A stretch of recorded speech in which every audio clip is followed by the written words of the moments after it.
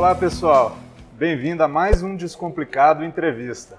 Hoje temos aqui um convidado muito especial, o professor Paulo Januzzi, da ENSE. Professor Paulo Januzzi é graduado em Matemática e doutor em Demografia. Vai falar hoje um pouquinho para a gente sobre indicadores sociais, um tema muito importante. Seja bem-vindo, professor. Obrigado, Douglas.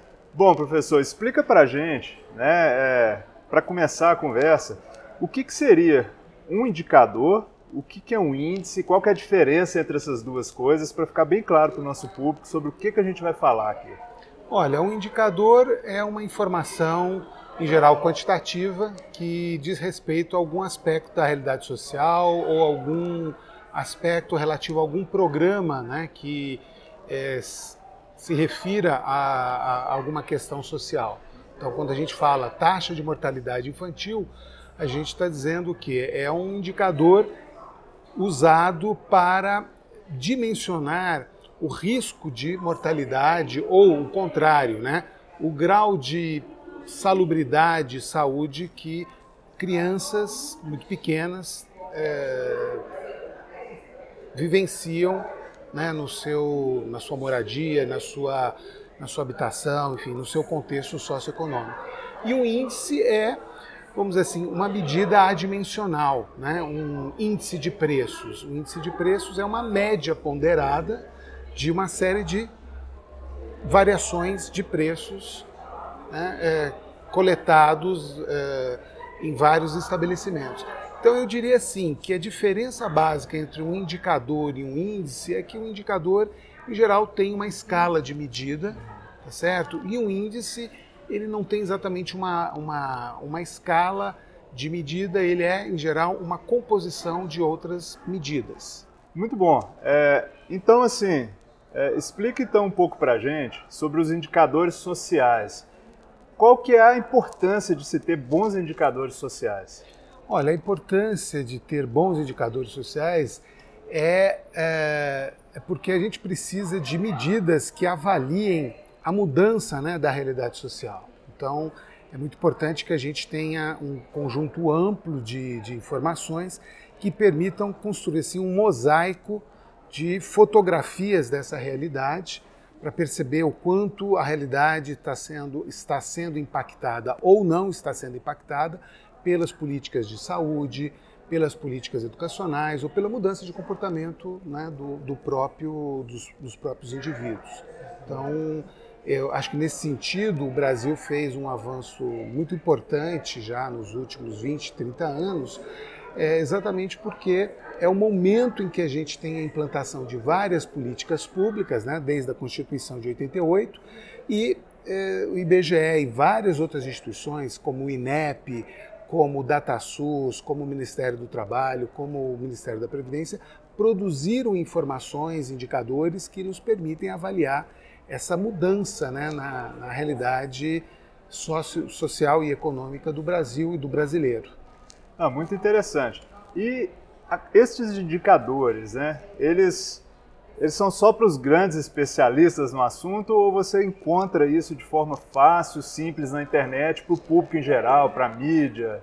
Olha, Douglas, eu acho que tem sido feito um esforço importante de explicar o que são esses indicadores. Eu acho que essa iniciativa sua é muito boa também nisso, de aproximar conceitos, né, complexos numa linguagem mais simples. Eu acho que existem experiências nesse sentido. O próprio IBGE tem no seu portal o IBGE Escola, né, que são, vamos dizer assim, cartilhas, informações, mapas, indicadores que ajudam o adolescente a entender, por exemplo, uma taxa de desemprego.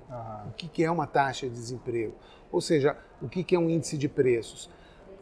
Porque são informações que, em geral, estão disponíveis todo mês, ou uma vez por ano, uma vez a cada 3 meses, e são informações importantes, né, para um diálogo bem informado sobre o que está acontecendo no país, o que está acontecendo em uma determinada região. Então, eu acho que tem sido feito um esforço importante nisso, seja pelos jornalistas, e eu acho que, em especial, a internet tem criado canais interessantes nesse sentido. Muito bacana. E a gente tem visualizado, né, uma avalanche de novos indicadores, né, que buscam medir uma série de fenômenos da realidade, social, ambiental, enfim. O que um bom indicador tem que ter? Olha, a gente tem visto, de fato, uma profusão de indicadores. Eu diria para você que alguns que, de fato, iluminam, informam, esclarecem, e outros nem tanto, porque são muito complexos de serem entendidos, muito complexos de serem, inclusive, explicados, tá certo? Mas por isso que eu acho assim, um bom indicador tem que ter um princípio básico de validade, né, de representar bem o conceito para o qual ele foi idealizado. Ele tem que ser confiável, né, tem que ter informações de qualidade na sua construção, e ele tem que ter também ser facilmente comunicável, né? Esse é um outro atributo importante, né, no diálogo, não é só com a população, é com o gestor público, né? O gestor público ele tem que lidar com muitas questões simultaneamente, então ele também não tem tempo muitas vezes para conhecer tecnicamente alguns indicadores. Então, um indicador ele tem que ser válido, confiável, comunicável, enfim. E aí tem outras 9 propriedades que eu detalho no livro, né, indicadores sociais, mas eu diria essas 3 são fundamentais para alimentar um bom debate nos jornais, na internet e na gestão pública. Muito legal. E eu imagino que uma das principais fontes de indicador do Brasil é o censo demográfico, que é feito de 10 em 10 anos no Brasil. Tivemos o último censo em 2010. Sim. E esperamos que tenhamos o censo de 2020, não é verdade? Com certeza, né? Eu acho que nós temos quase 150 anos de censo demográfico. Né? Quer dizer, uma história de sucesso, porque na América Latina e outros países menos envolvidos, a experiência de censos regulares a cada 10 anos e com escopo temático mais abrangente, são poucos países que têm isso. Então o Brasil vem caminhando nesse sentido, tem produzido essas informações que são fundamentais para poder fazer a radiografia dos municípios de pelo menos 10 anos. É fundamental para o planejamento, atividades de atualização do plano diretor, é fundamental para atividades, por exemplo, de identificação de onde está o trabalho infantil, em que atividades o trabalho infantil, por exemplo, está envolvido nos municípios brasileiros. Enfim, você tem informação sobre características dos domicílios, informações sobre rendimento, né? Enfim, informações sobre cobertura, por exemplo, do programa Bolsa Família. Enfim, então o censo é uma informação fundamental, né, que a gente, que a população precisa para se enxergar, para os gestores públicos poderem desenhar programas de forma mais eficiente, né?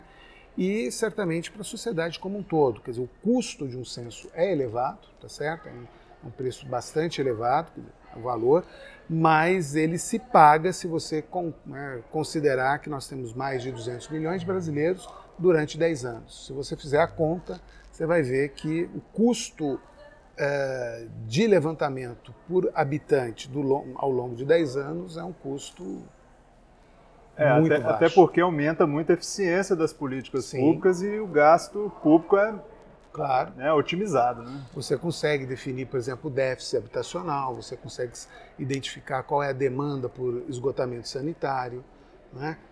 A demanda por vagas em creche, enfim. Então você tem como parametrizar o gestor na definição de políticas públicas e do orçamento necessário nos planos plurianuais dos municípios e dos estados para alocar recursos de forma mais eficiente. Muito bom, agradeço muito a sua participação. Este foi mais um Descomplicado Entrevista com o professor Paulo Januzzi e nos encontramos no próximo programa. Muito obrigado, até breve. Obrigado.